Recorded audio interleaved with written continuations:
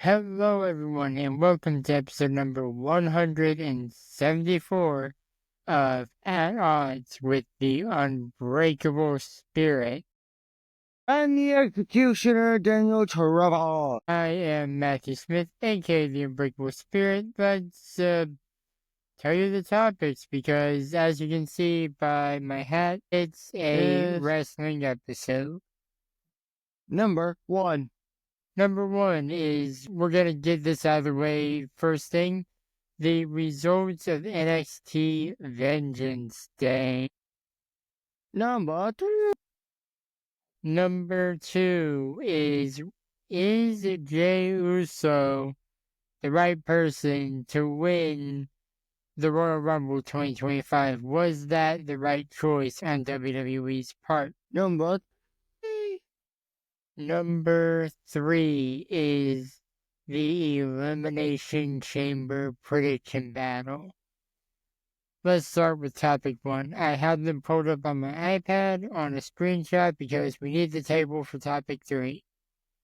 Yes. So I'm just going to go in order that we predicted. Starting off with what was the main event of the show, the NXT Championship, Obafemi defending against both members of A-Town Down Under. And it was a good match. I thought there would be a little more discourse from A-Town Down Under, but yeah, not as much as I remember. Yeah, and Obafemi, of course. We're saying, give me 1 point. And we also what? Sorry, my mom called.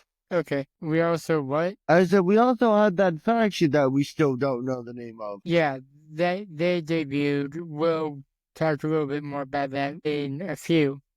Anyways, the next match that we predicted was the NXT Women's Championship Fatal 4-Way. Julia versus Roxanne Perez versus Bayley versus Cora. That match was good because, was really good because you have four of the best women competing for the best title in NXT. Yeah, and when all was said and the dust was cleared, I believe Julia became the new NXT Women's Champion? No, she retained? No, Julia. Okay. Yeah, she retained. Yeah, but after the match is what was interesting. Yeah, but before we talk about that, we gotta talk about another match that happened.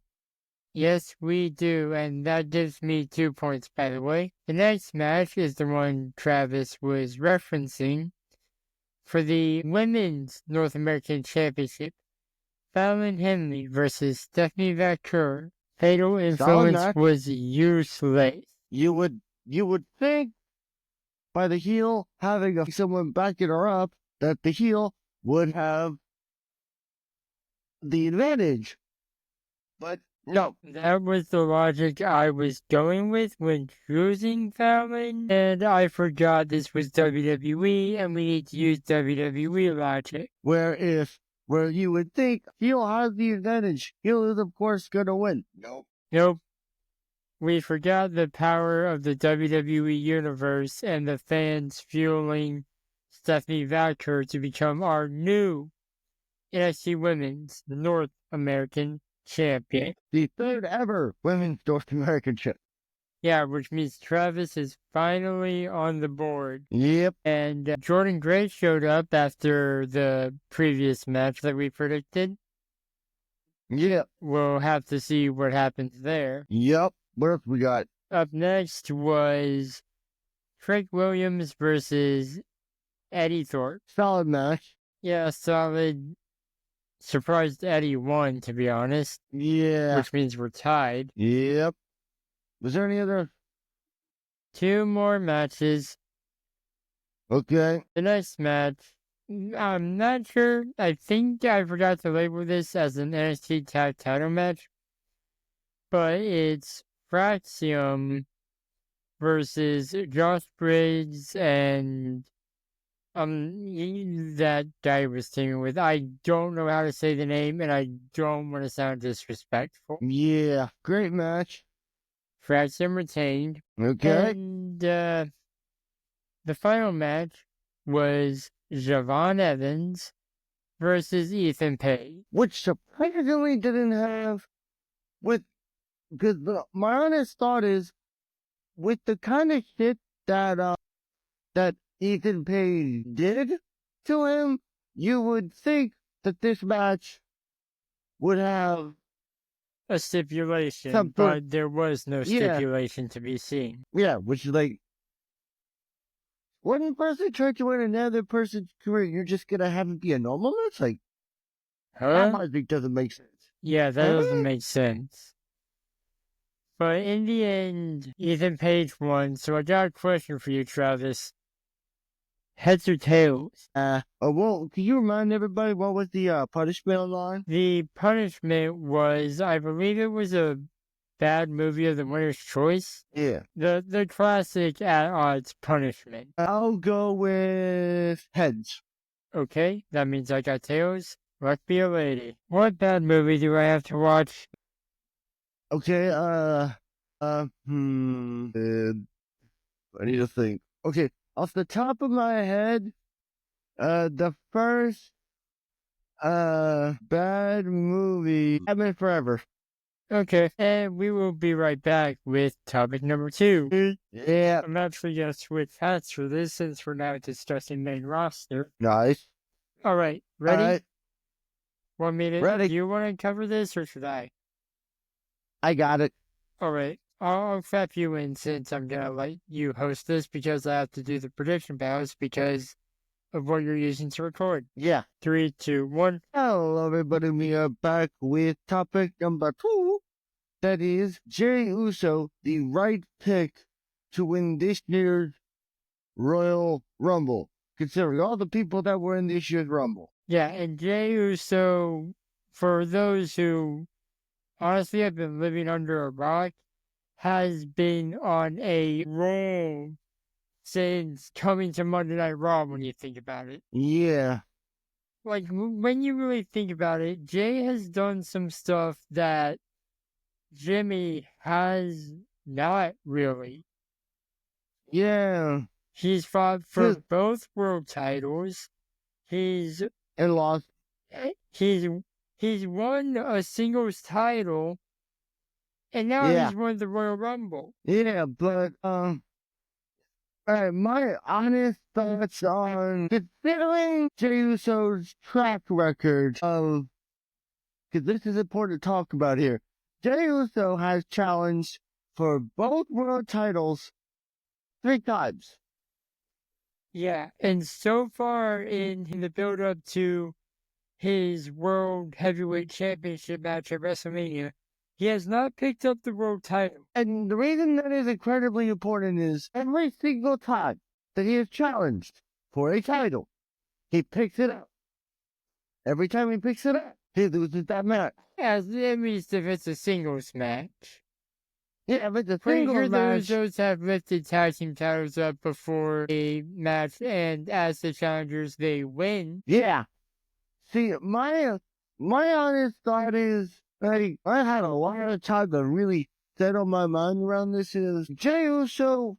I'm not really honestly the biggest Jey Uso fan. Like, I've kind of gone off the whole yeet wagon. You're on the no yeet wagon. Yeah, I'm on the just like, they're like, you had chances. Yeah, because like the only reason, like, I think like the only reason WWE pushes him so far is because of the stupid yeet thing. That's it. I think that's literally the only reason. But like, there could be another reason you're not considering. What's that? His lineage. Yeah. That's true. But like, with this being like John Cena's final in-ring year, with how stacked that Rumble was, it didn't really make like a lot of sense to have like the guy nobody was expecting. Like, it made a little bit of sense, but also just like, you would think that you would want to give it to John Cena on his right out or something. That just some random guy that is challenged for the world title. Yeah, I will give you that. That is definitely a thing WWE should have considered. Not to, and I'm going to say my last piece here is that also, not to mention with this being like, did I think Roman Reigns was going to win this year's Rumble? Yeah, because I thought with the story that they have set with Cody for the past couple years, and with Roman's being first, I thought it'd be like Roman, maybe Punk, maybe Seth, not Jey Uso, honestly. What's your thought? Did it make sense for Jey Uso to win this year's Rumble? My thoughts are we always hear when it comes to WWE, expect the unexpected, and Jey Uso was definitely unexpected. Yeah, really. So, does it make sense for him to win the Rumble? By WWE logic, if we're using that, yes. But by actual logic in general, no. to be determined.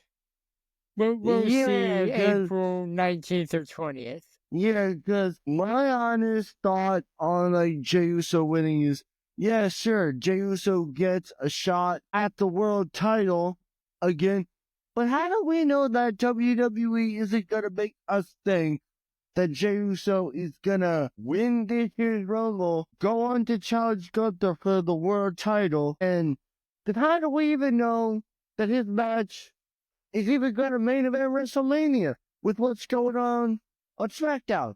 That is valid, and I almost want to say it's fitting that Jey Uso is getting a shot at the world title in Vegas, because it is a gamble that he could walk out world champion. Yeah, I think my honest thought process is, okay, WWE is making me think that Jey Uso might have a chance of winning this, but considering the man that he is wrestling, it's also a high possibility that Gunther could just absolutely lump the floor with him. For sure, I'm not doubting that in any sense of the imagination. Like, I feel like the WrestleMania hasn't even happened yet. We're like 2 months away from it, and I already feel sorry for Jey Uso's chat. Anyways, let's roll into final thoughts. Yeah, my final honest thoughts is this. Look, with WWE, I know that they could have picked literally anybody, but it's just, I think they honestly should have gone with like a Cena or like a Roman or someone with a lot more of a name value. But Jey Uso, I don't really like. Cause with his track record and a world title, makes me honestly question WWE's decision on giving it to him. Yeah, I agree. Was Jey Uso the right decision? That is the question we are going to learn the answer to on April 19th or 28th. As for now, we may not know. And as for my final thoughts, while I was happy Jey Uso wins, or that won, I do know people who, let's say, weren't as excited. But I'm just going to be honest, I was just shocked. Yeah, I was shocked too. I believe I shouted yeet right after it happened. Yeah. Sort of spoiling the result for you. And I'm like, what? But we'll just have to wait and see how all this unfolds. Until then, we'll be right back with the Elimination Chamber 2020. And we are back with the third and final topic. If our stream looks different, good. If the video looks different, this is what we're doing for prediction battles from now on. Hallelujah. As you can see, we already have the punishment listed. The loser. Oh, okay. Full disclosure, people. We've really gotten into Epic the Musical lately. So we thought, why not do a bad mythology movie of the winner's choice for the punishment? Hopefully I win so we can get a 2 account and watch WWE Evolve, which comes out this coming Wednesday. Yep. Anyways, All right. our prediction match card is coming from CBSSports.com. All right. We only have 4 matches and one thing that I don't know if we should predict. I think we should, just because it'd be entertaining. Yeah. The first match listed on here is the men's Elimination Chamber match, which honestly is stacked, my dude. Yeah, it really is. Like, the competitors are just, holy crap. List them off. We have John Cena versus CM Punk Competing versus Drew McIntyre versus Logan Paul versus Damian Priest versus Seth freaking Rollins. And John Cena is competing in his final ever Elimination Chamber. So, I don't remember how we do Elimination Chambers in the past. Do we each pick 3? 2 picks and 2 wild cards. Got it. We can probably add a wild card to this table at a later point. Yeah, okay. You go first. I am choosing John Cena and Seth freaking Rollins. And let me show you, people, why this is good. I don't have to pause to type in the stuff. Yeah. Okay, so I accidentally put that in the match. Oops. My pick, I'm gonna pick, let's see, so you and John Cena and Seth Rollins. Okay. My pick is gonna be, McIntyre, just cause McIntyre and Logan Paul. No, sorry. McIntyre and Punk. Locking it in. You chose 2 guys that legitimately hate each other. I love it. All right. All right, I'll label that as men's chamber. This is so much more efficient than what we were formerly doing. Completely. All right, on to the next match. Wake up, iPad, I need you. What's next? The next match is the women's chamber, which I hazard to say is also stacked in a different sense. Liv Morgan versus Alexa Bliss versus Bianca Belair versus Bayley versus Naomi versus Roxanne Perez. We still don't know who's going to be the Women's World Champion because of this Monday's Women's World Title match. Yeah, so who do you got? I'm going to choose the woman that wants you to cry about it and the woman who wants you to stand up, shut up, and fight her. I'm going Liv and Alexa. Because we still don't know, if the Wyatt Six may get involved in this match. Because it's a high possibility. Admittedly, it'd probably only be Nikki Cross if we're being realistic. Yeah. My pick, honestly, would be Roxanne Perez and Bayley. No, sorry. Roxanne Perez and Bianca. Okay. Because it's possible that I've heard possibility of Jay Cargo returning. Possibly. Interesting. So that is... Yeah, match number 3 on the docket is... I'm excited to talk about this one. The next match is Kevin Owens versus Sami Zayn. Unsanctioned. This match, because we don't know if this match is going to be main event, like where it's going to fit on the show. But if this match is not match of the year, I'm going to be like... I don't know what will be. My pick is Kevin Owens. And I had a feeling you were going to say that. But I have a reason, though. My reason is because well, yes, Sammy is the known goody two shoes guy. It's just, I don't feel like Sammy is one to go to that depth to get the victory, unlike Kevin these days. Yeah. But need I remind you, and I'm misspelling Unsanctioned terribly, and, let's see, But yeah, overall, I think that's right. Need I remind you, on the Indies, El Generico, now known as Sami Zayn, used a brain buster as his finisher. Yeah. So this match should be really entertaining to watch. I hope this match is brutal, and I hope this match is. I hope they have blood for once in this match, because I've heard like that's a thing with Triple H. They don't allow blood depending on the match. But On the intensity of the rivalry? yeah, something I've heard. All right. The final match before the thing that I would have to put an asterisk for prediction on, Tiffany Stratton and Trish Stratus versus Nia Jax and Candice LeRae in a regular tag team match. Who do you got? I got Trishy Time. I like the name.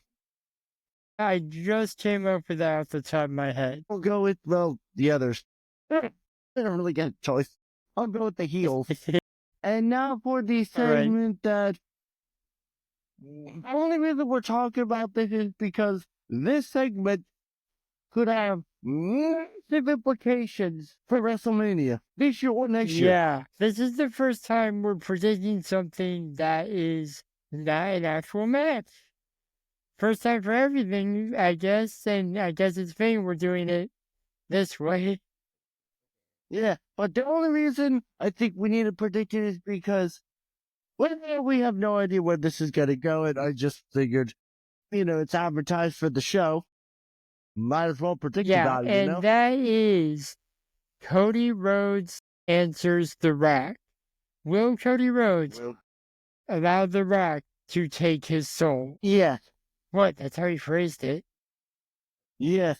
Because, alright, my honest thoughts is like, I'm going to say Cody. This is just my honest thoughts is, let's say my honest thought is I'm going to think Cody says no to this segment, no to this challenge, and if he does, my thought is The Rock is going to be like, you know what?